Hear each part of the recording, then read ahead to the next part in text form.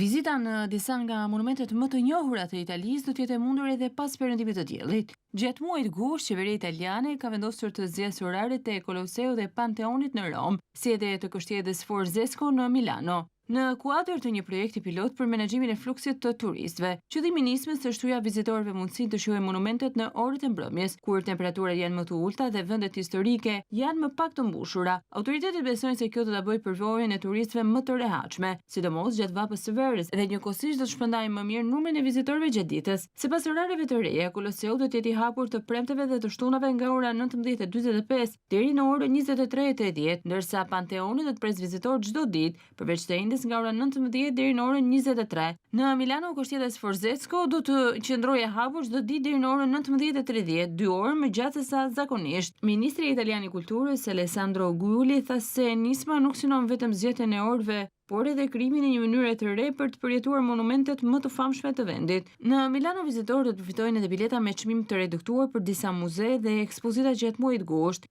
Nëse projekti rezulton i suksesshëm, autoritetet italiane planifikojnë ta zgjerojnë edhe atë të monumenteve të tjera historike, duke ofruar më shumë mundësi për turistët dhe një menaxhim më të mirë të fluksit të vizitorëve.